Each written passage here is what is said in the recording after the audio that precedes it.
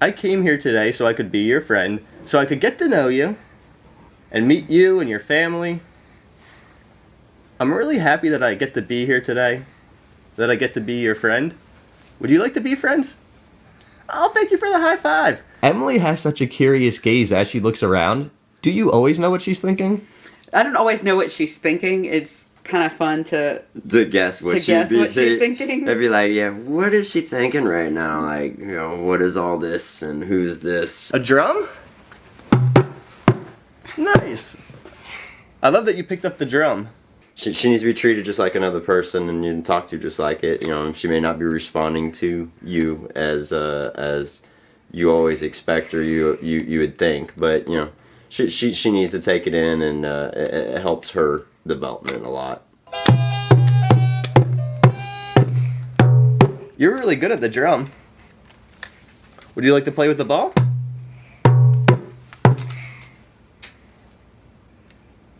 Ball or drum? Drum.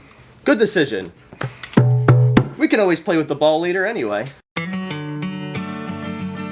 Welcome to SBSK. We believe that everybody has a story that's worthy of being heard. When we listen to one another, the world becomes a closer place, and we all benefit together. So without hesitation, let's meet today's friend. What are Emily's diagnoses?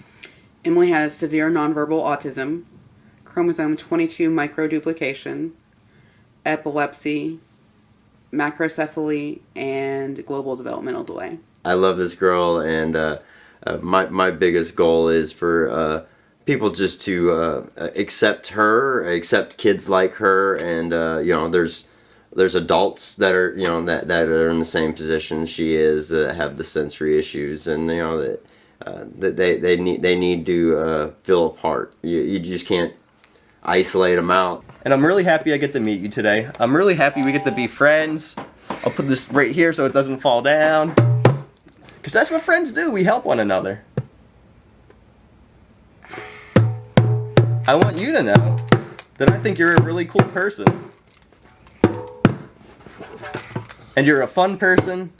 I found through my own observation that when somebody reaches out to a person who might be nonverbal or not communicate in a typical fashion, and they have that level of expectation for that verbal communication and it's not there, that they might end that communication just because they don't want to offend anybody, just because they're not used to that situation. Of course. So what's the piece of advice you would give to that person so that they do feel comfortable in that moment?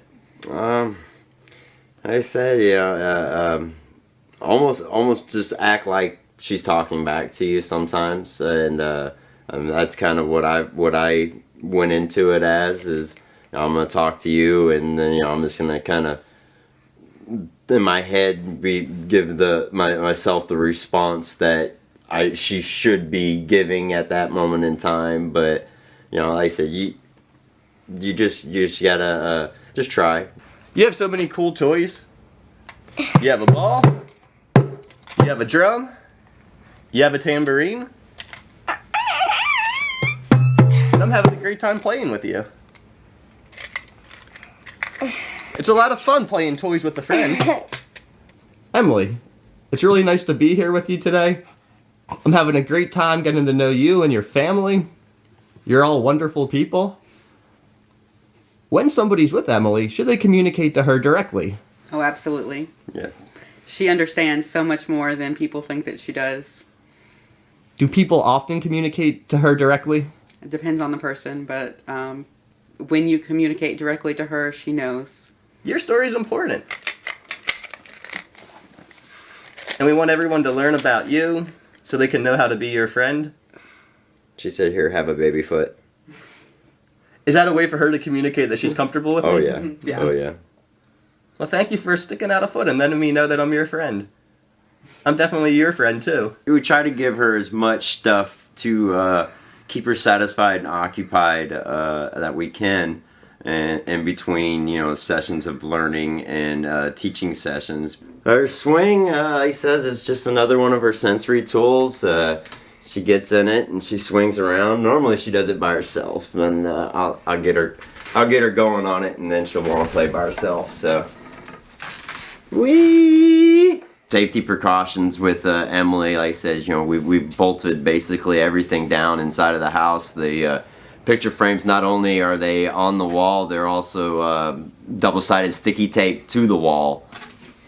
She gets in the swing. She swings around. She lays there. She watches her movie and floats around. What kid wouldn't want to just, like I said, lay around and float around and watch a movie? The TV we have, you know, bolted to the wall. Her accordion or her keyboard over there is bolted to the tabletop. You know, all of the furniture in there, because she likes to explore. She likes to climb on it. She likes to grab it. She's gonna pull on it. You know, we just got to know these things. You know, we don't. I don't want to come into, you know, go to the bathroom and come back and she's got the TV laying on top of her. So yeah, like I said, we bolt everything down just for our safety precautions, basically. Is it important to give Emily access to these things that make her calm and happy? Yeah, I mean, I wouldn't want it any other way. I wouldn't want her, you know, throwing fits and being mad and cranky little baby. See there we go, and we're right back to the trampoline. But yeah, you gotta make the kid happy, man. You gotta give her what she wants. When somebody meets your family, what do you hope they think? I just hope that they think that that we're doing the best we can, and you know, sending her to school and just doing the best we can. Do you often worry that because the development isn't typical, people will come to the false conclusion that perhaps you're not doing the best you can? Oh yeah. Oh yeah, they make judgment that, you know, hey, we're not trying hard enough, or we're not doing everything we should, or we're not putting her in the right schools and this and that. But I said it's nice. You just take that judgment and you take those words and you move on and remember that we love each other and she loves us.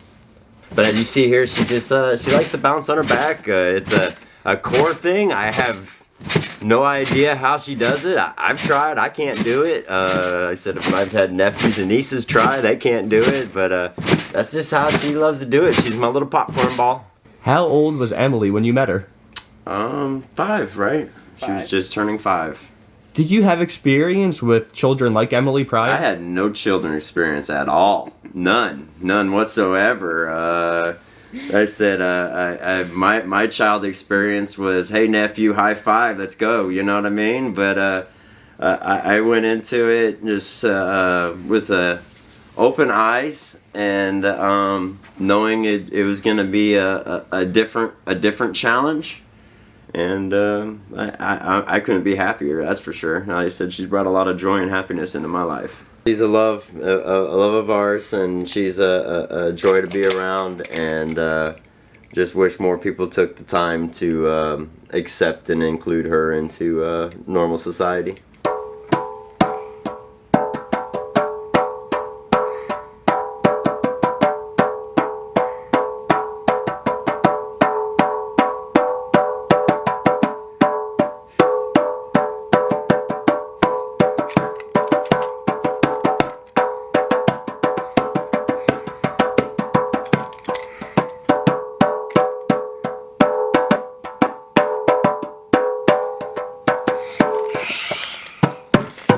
Good, your turn.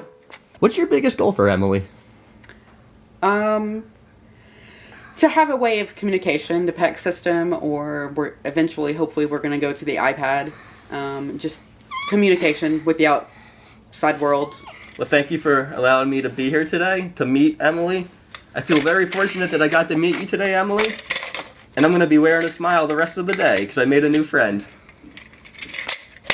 You just lost your symbol. How do you feel as you sit with your family? I'm happy. I like being here, and I just like being a part of something, and I'm just glad that Amanda here chose me and accepted me and let me into Emily's life, because it's, you know, like I said, it's made us a family, that's for sure. You've done wonderful in this interview today, Emily. Absolutely amazing. And and I've had Yeah. a great time getting to know you. I'm really happy we're friends now. Thank you for being my friend, Emily. Say thanks for being my footrest. That's what I'm here for.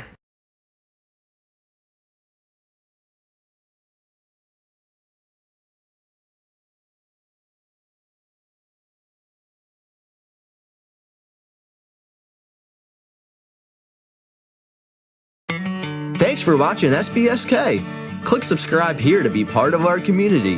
Then hit the notification bell below so you never miss a story. You can even meet another friend here. See you next time.